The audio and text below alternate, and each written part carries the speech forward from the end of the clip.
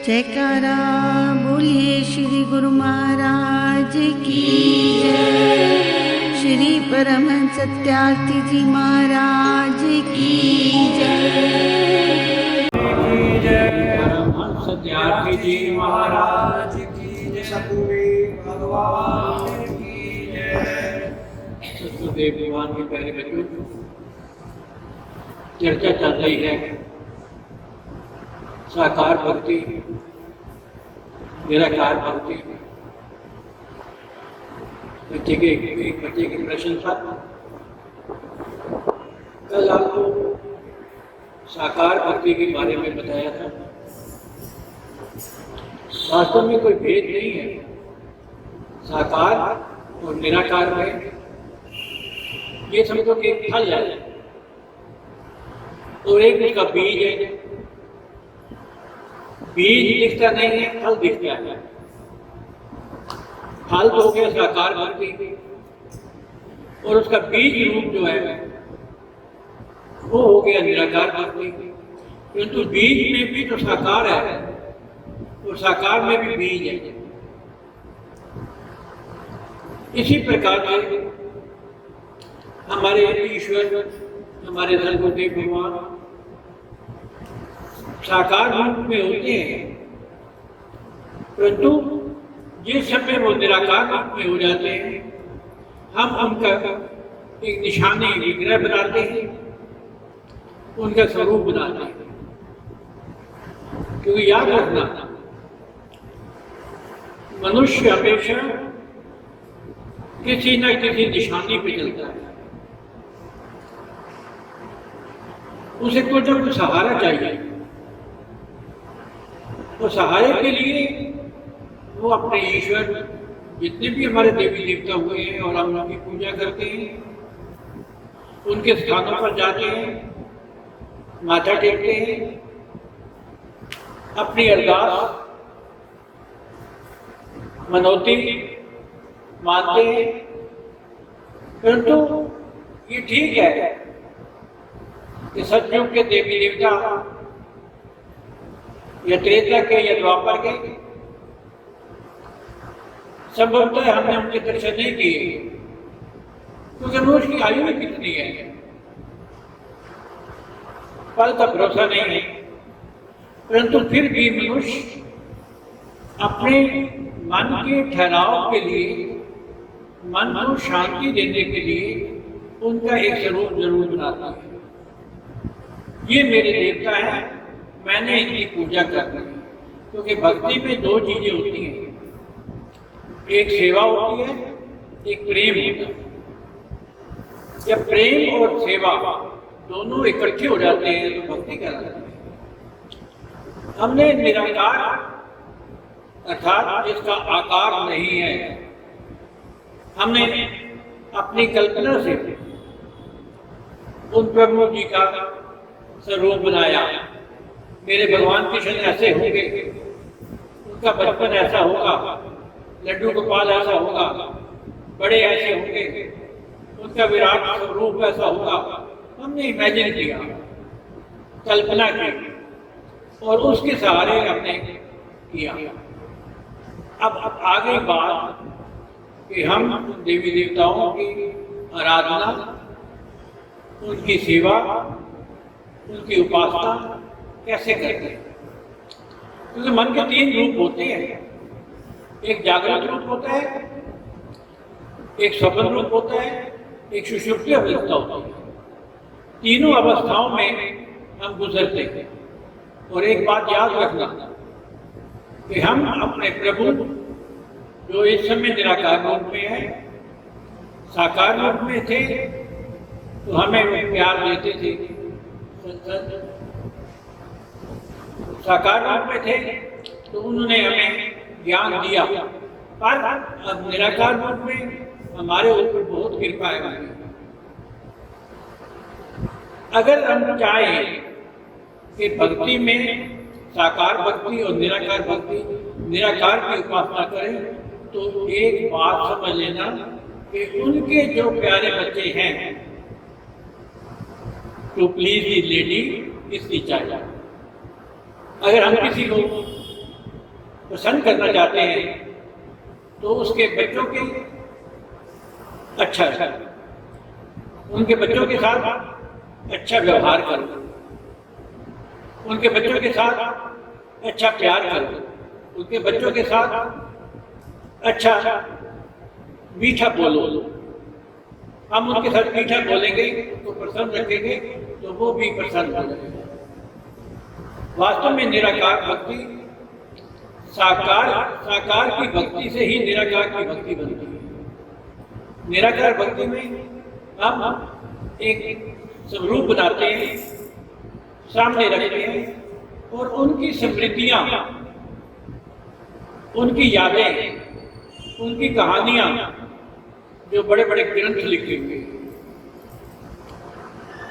बड़े बड़े ग्रंथ लिखे हुए, भागवत कितनी पुरानी लिखी हुई है, आज भी हम पढ़ते हैं तो ऐसे ही लगता है कि भगवान कृष्ण का स्वरूप सामने आ गया।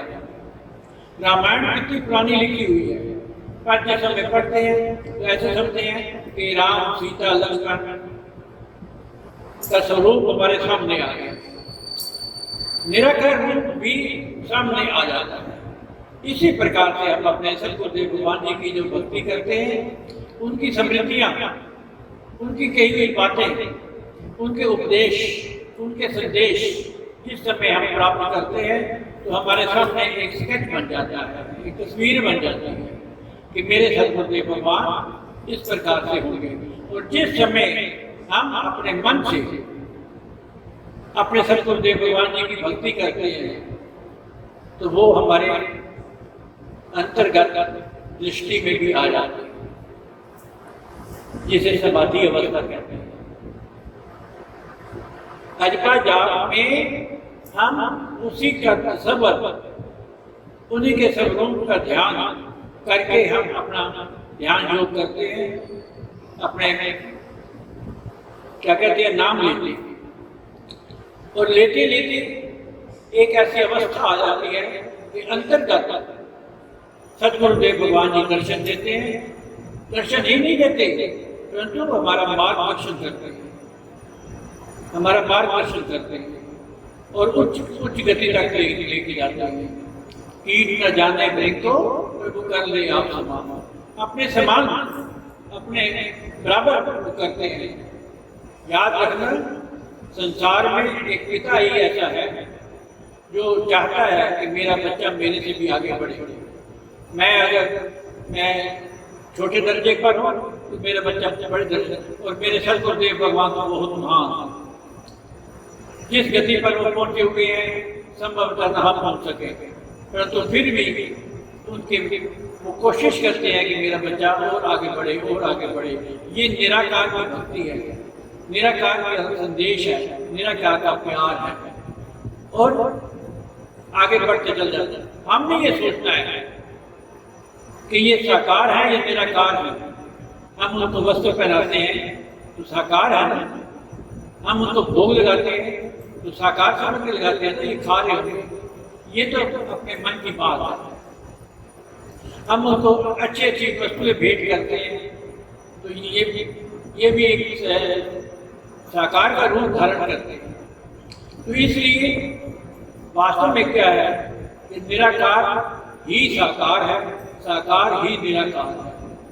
जिस समय हमारे सामने हुआ होते हैं उस समय हम साकार मानते हैं, चाहे उनका स्वरूप हो, चाहे उनका विग्रह हो, चाहे कुछ हो। परंतु जिस समय हम उनके ध्यान में करते हैं, ध्यान योग में करते हैं, ध्यान में करते हैं, तो वही जो जागृत अवस्था में हमारे सामने निराकार है, वो जब हम सुषुप्ति में पहुंचते हैं, जब हम समाधि अवस्था में पहुंचते हैं, तो वही ईश्वर मेरे हमें गाइड करते हैं। एक छोटी सी बात बताता हूँ आपको, जिससे आपको मालूम हो जाएगा कि वास्तव में निराकार और साकार में क्या भेद होता है। एक मनुष्य बहुत परेशान था, उन्होंने किसी से राय ली, वो कहने लगे मेरे सदगुरुदेव भगवान हैं, बड़े दयालु हैं, सारे कष्ट का निवारण करने वाले हैं, आप उनसे महामंत्र उपदेश देते। मैंने कहा ठीक है। वो बच्चा सदगुरुदेव भगवान जी के स्थान पर गए, साकार रूप में उन्होंने उसको उपदेश दिया, सर समझा दिया कि इसे कैसे कैसे करना है। उनके स्वरूप को भी ले आए, रोज धूप अगरबत्ती जलाए।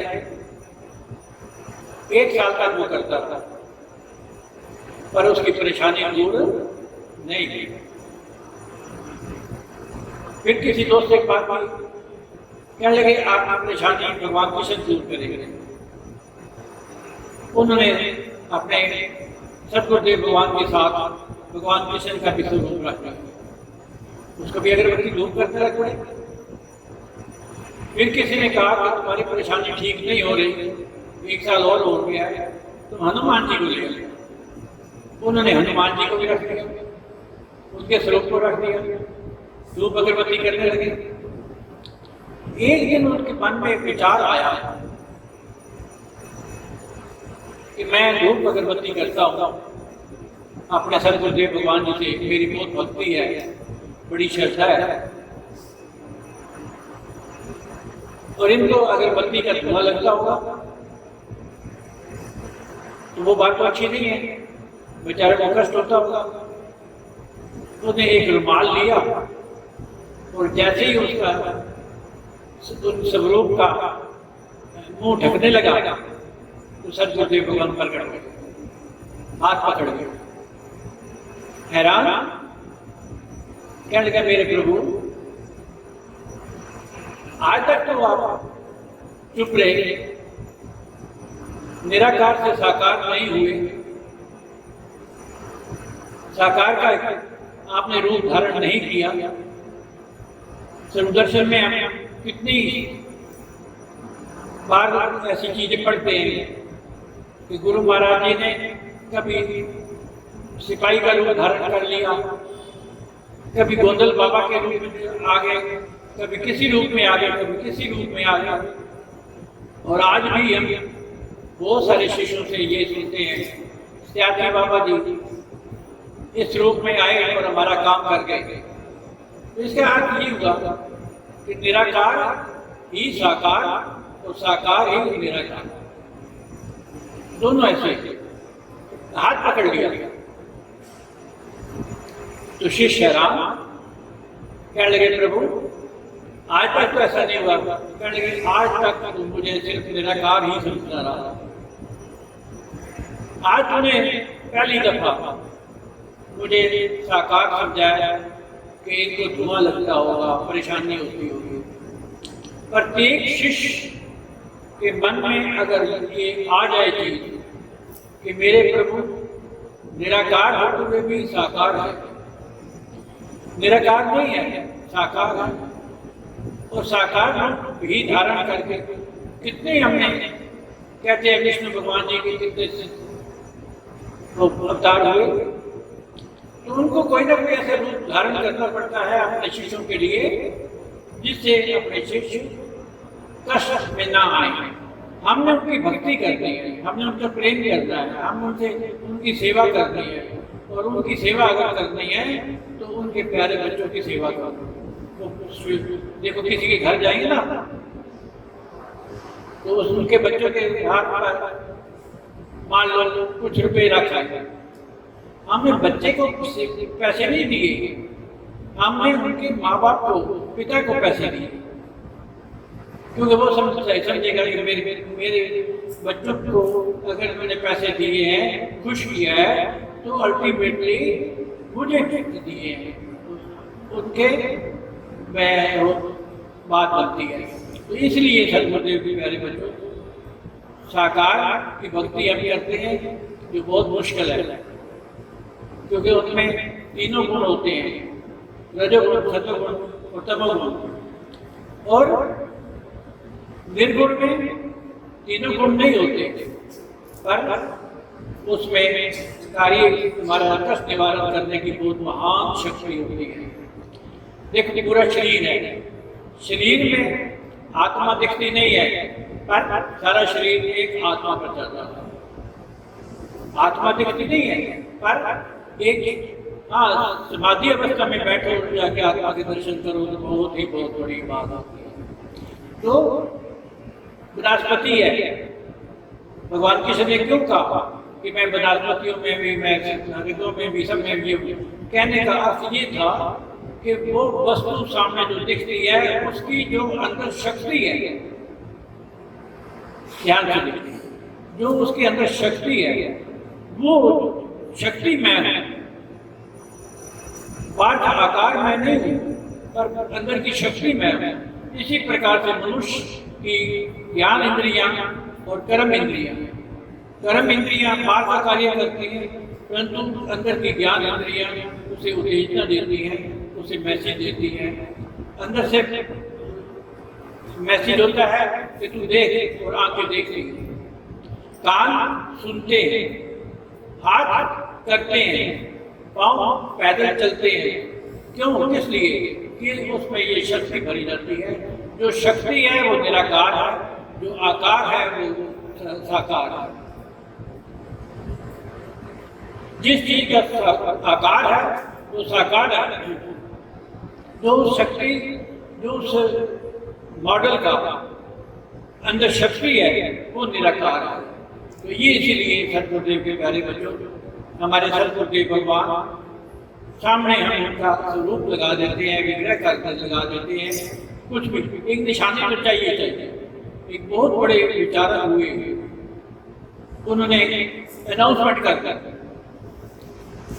कि 100 साल पहले भगवान मर गया, और कहते हैं आखिर में जिस समय उसकी डेथ हुई वो पागल हो गया, क्योंकि मनुष्य को कोई ना कोई सहारा चाहिए, बिना सहारे के मनुष्य नहीं चल सकता। इसलिए निराकार का भी हम आकार साकार करते हैं, उनका भी हम साकार करके एक सहारा लेते हैं, और तभी हम जी सकते हैं, नहीं तो हम जी नहीं सकते। इसलिए प्यारे बच्चों, साकार में भी निराकार है और निराकार में भी साकार है। बस हम भक्ति में एक ही बात सुने, प्रेम करें और सेवा करें, बस और कुछ नहीं। उसी से हमारा जीवन ठीक होगा, हमारा कल्याण होगा। हरि ओम तत्सत। हरि ओम। सतगुरुदेव भगवान